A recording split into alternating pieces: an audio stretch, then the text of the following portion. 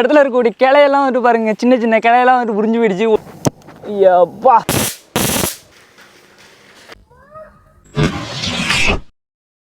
Hi friends, இன்றைக்கான video என்ன அப்படின்னு கேட்டிங்கன்னா, ஒரு செம்ம பவர்ஃபுல்லான ஒரு வெர்டெக்ஸ் கேனான் மேக் பண்ணணும் அப்படின்றது தான் ஆசை. இது இன்றைக்கி நேற்று ஆசை இல்லை, கிட்டத்தட்ட பார்த்தீங்கன்னா ஒரு 2 வருஷத்து ஆசை. இது என்ன வெர்டெக்ஸ் கேனான், இதோட வெறித்தனமான வெர்டெக்ஸ் கேனானும் வந்துட்டு பார்த்தீங்கன்னா கூடிய சீக்கிரம் ஒரு வீடியோவாக வரப்போகுது. அந்த வீடியோக்காக வந்துட்டு வெயிட் பண்ணுங்கள். அதுக்கு ஏற்ற அளவுக்கு பார்த்தீங்கன்னா இந்த வெர்டெக்ஸ் கேனானும் செம்ம ஒர்த்தாக இருக்கும். வாங்க எப்படி செய்யுது அப்படின்றத பார்க்கலாம்.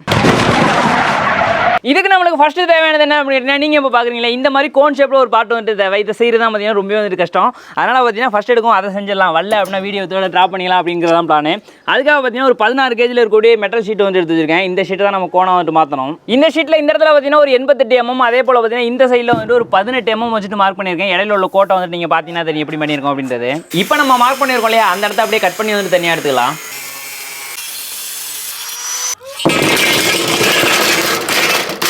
இதே போல் மொத்தமாக ஒரு 10 பீஸ் கட் பண்ணி எடுத்து வச்சிருக்கேன். இது எல்லாத்தையும் ஒன்றா சேர்த்து தான் அந்த கோணம் வந்துட்டு நம்ம மேக் பண்ண போகிறோம். இதுலேருந்து ஒரு 2 ஷீட்டை மட்டும் எடுத்துருக்கேன். இந்த 2 ஷீட்டையும் எப்படி வைக்கணும் அப்படின்றத வந்துட்டு பாருங்க. இப்போ அந்த ஷீட்டை வந்துட்டு லைட்டாக வளைச்சோம் அப்படின்னா வந்துட்டு வளையும். எப்படி வளைச்சிருக்கேன் அப்படின்றத வந்துட்டு பாருங்க. இதே போல் அடுத்ததாக இன்னொரு ஷீட்டையும் வச்சுட்டு அதையும் அதே போல் வந்துட்டு வளைச்சிக்கலாம்.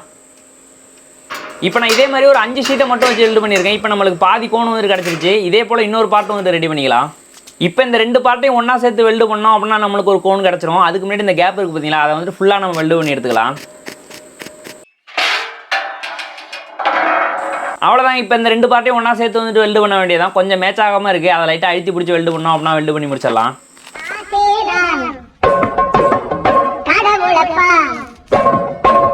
ஓகே ஃப்ரெண்ட்ஸ், ஒரு வழியாக பார்த்தீங்கன்னா நம்ம அந்த ஹார்னை வந்துட்டு மேக் பண்ணி முடிச்சாச்சு. இதில் ஒவ்வொரு லைன் தெரியுது இல்லையா, இந்த ஒவ்வொரு லைனையும் வெல்டு அடிச்சு முடிக்கிறதுக்குள்ளே போதுன்னு ஆயிடுச்சு.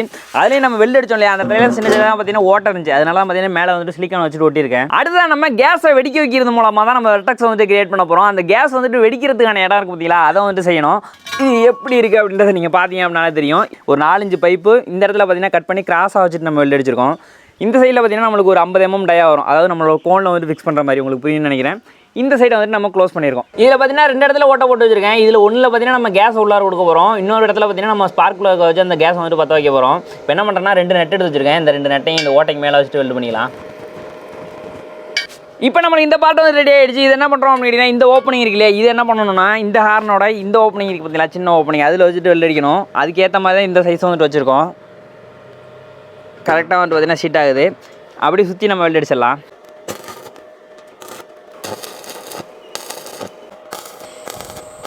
அடுத்து நான் 12 வோல்ட்டில் ஒர்க் பண்ணுற மாதிரி ஒரு ஹை வோல்டேஜ் ஜென்ரேட்டர் ஒன்று எடுத்து வச்சிருக்கேன். கூடவே 12 வோல்ட் பேட்டரி எடுத்து வச்சிருக்கேன். இந்த பேட்டரியில் வந்து ஜென்ரேட்டர் கனெக்ட் பண்ணுறேன், என்ன நடக்குது அப்படின்றத பாருங்கள்.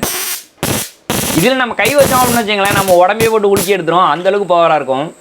இப்போ நான் பைக் இன்ஜினோட ஸ்பார்க் ப்ளக் எடுத்து வச்சிருக்கேன். ஒரு ஒயரை மேலே வந்துட்டு கனெக்ட் பண்ணிக்கிறேன், இன்னொரு ஒயர் கிரவுண்ட் இருக்குல்லையே அதில் வந்துட்டு கொடுத்துறேன். இப்போ நம்ம பேட்டரி கூட வந்துட்டு கனெக்ட் பண்ணலாம். இப்போ ஸ்பார்க் ப்ளக் வந்துட்டு ஸ்பார்க் ஆகும்.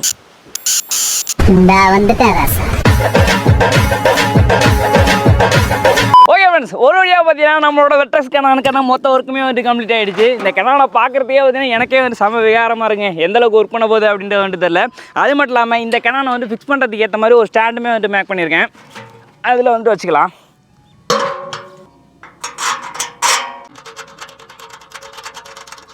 அந்த கேஸ் உள்ளார ஃபயர் ஆகும்போது இந்த ஸ்டாண்டே தள்ளி விடுறது கூட சான்ஸ் இருக்குது. அதனால் அந்த ஸ்டாண்டை வந்துட்டு நல்லா தலையில் வந்துட்டு அடிச்சிக்கலாம்.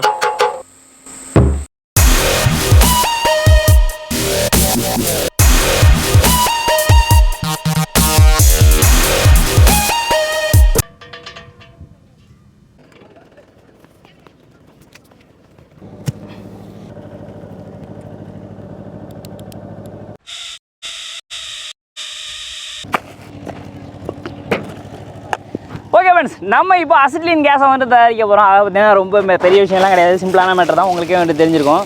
என்ன அப்படின்னா கால்சியம் கார்பைடு கல் வந்துட்டு எடுத்து வச்சிருக்கேன். இந்த கல்லுக்கு மேலே தண்ணி பட்டுச்சு அப்படின்னா என்ன நடக்கும் அப்படின்றது உங்களுக்கு தெரியும்னு நினைக்கிறேன். இப்போ என்ன பண்ணுறோம் அப்படின்னா அதை வந்து சின்ன சின்ன பீஸாக வந்துட்டு உடச்சிக்கலாம். பாறாங்கல் மாதிரி இருக்குங்க. இப்போ இந்த பீஸுக்கு மேலே தண்ணியை ஊற்றுறேன், என்ன நடக்குது அப்படின்றத வந்துட்டு பாருங்கள். பொறி பொறியாக வருது இல்லையா, அது என்ன அப்படின்னா அசிட்லின் கேஸ். நான் அதை வந்து பற்ற வைக்கணும் பாருங்கள்.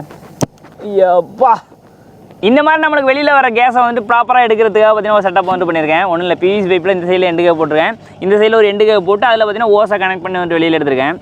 இப்போ என்ன பண்ணுறோம் அப்படின்னா இந்த கல் எடுத்து இந்த பைப்புக்குள்ளார வந்துட்டு போட்டுக்கலாம். ஓகேவா, அடுத்து என்ன செய்யணும்னா இதுக்குள்ளே நம்ம தண்ணியை சேர்த்துக்கலாம். இப்போ பார்த்தீங்கன்னா உள்ளேருந்து நம்மளுக்கு கேஸ் வந்துகிட்டு இருக்கு. இப்போ மூடி போட்டு க்ளோஸ் பண்ணிக்கலாம். இப்போ கேஸ் என்ன செய்யும் அப்படின்னா இந்த ஓஸ் வழியாக நம்மளுக்கு வெளியில் வரும். ஓகே ஃப்ரெண்ட்ஸ், இப்போ வந்துட்டு இருக்கக்கூடிய இந்த கேஸ் இருக்குல்ல, இது என்ன பண்ணுறோம் அப்படின்னா இந்த இடத்துல ஒரு நட்டு வச்சுட்டு வெளில வச்சுருக்கல, இந்த ஓட்டை வழியாக இந்த சிலிண்டருக்குள்ளே வந்துட்டு இந்த கேஸ் போகிற மாதிரி வந்துட்டு பண்ணிக்கலாம். ரொம்ப நேரம் வைக்க போகிறதில்ல, கிட்டத்தட்ட பார்த்தீங்கன்னா எப்படி சொல்கிறது, ஒரு 10 செகண்ட் இவ்வளவு போனதே போதும். இப்போ என்ன பண்ணுறேன்னா இந்த ஓட்டையை அடைக்கிறதுக்கு ஏற்ற மாதிரி ஒரு போல்ட் எடுத்து வச்சுருக்கேன். இதை போட்டு வந்துட்டு டைட் பண்ணிக்கிறேன். ஓகே ஃப்ரெண்ட்ஸ், என்ன நடக்கும் போது அப்படின்றது இல்லை, சுவிட்சை கையில் எடுத்துட்டேன், அழுத்த போகிறேன். வெர்டெக்ஸ் போகுதா அப்படின்றத பார்க்குறோம் இப்போ. ஓகேவா? ஓகே, வாவ், வேற லெவலுங்க. வெர்டெக்ஸோட சவுண்டு உங்களுக்கு கேட்டுச்சா அப்படின்றது எனக்கு தெரியல. எப்பா,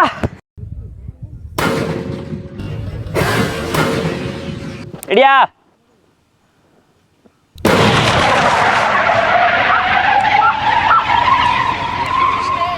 இப்போ இந்த சவுண்டு கேட்குது இல்லையா, அது கிட்டத்தட்ட எவ்வளோ தூரம் போகும் அப்படின்னு நினைக்கிறீங்க? கிட்டத்தட்ட பார்த்தீங்கன்னா ஒரு 500 மீட்டர் தூரமாச்சும் போவோம். அந்தளவுக்கு ஃபோர்ஸாக வந்துட்டு போயிட்டுருக்கு. அதை நான் உங்கள்கிட்ட கண்ணில் வந்துட்டு காமிக்க முடியல.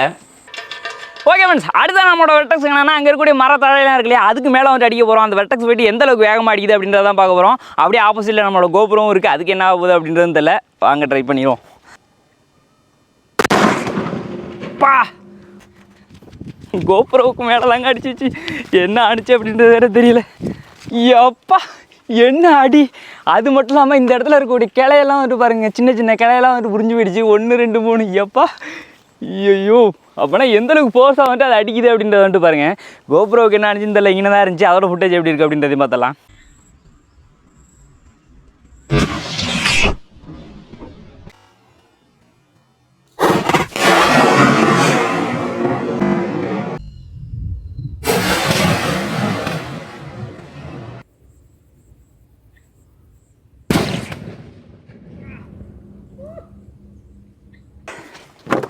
அடுத்ததான் என்ன பண்ண போகிறோம் அப்படின்னு கேட்டிங்கன்னா, இந்த போகிற வெர்டெக்ஸுக்கு அப்படியே ஆப்போசிட்டில் இது கொஞ்சம் எப்படி சொல்கிறதே ஒன்றும் இல்லை, மைதா மாவு எடுத்து வச்சுருக்கேன். இந்த மைதா மாவை இந்த டேபிளுக்கு மேலே வந்துட்டு கொட்டி வைக்க போகிறோம். ஒருவேளை அந்த வெர்டெக்ஸ் கூட சேர்ந்து அது ஒரு ரவுண்டாக வந்துட்டு போகுமோ அப்படின்ற ஒரு சந்தேகம் இருக்குது. ட்ரை பண்ணி பார்த்தலாம். கிட்டத்தட்ட நேராக தான் இருக்குது, பார்க்கலாம்.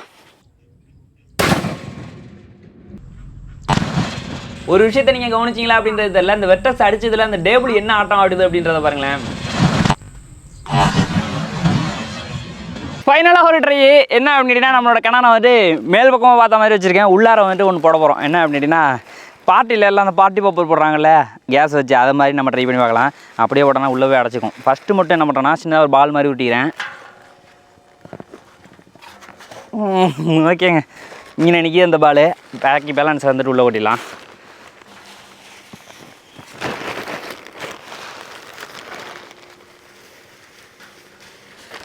One, 2, 3, happy Deepavali!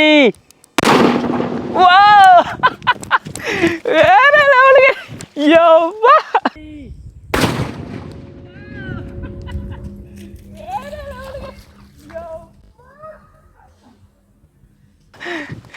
அல்டிமேட்டுங்க, செமையாக இருந்துச்சுங்க. எதிர்பார்க்கவே இல்லை இந்தளவுக்கு வரும் அப்படின்னு சொல்லிட்டு. வீடியோ பிடிச்சிருந்துச்சா வீடியோக்கு மறக்காமல் லைக் கொடுத்துருங்க. மீண்டும் மற்றும் சூப்பரான வீடியோவில் நாங்கள் உங்களை பார்க்குறோம். அதுவரை உங்களிடம் விடைபெறுவது முத்து மற்றும் கலை.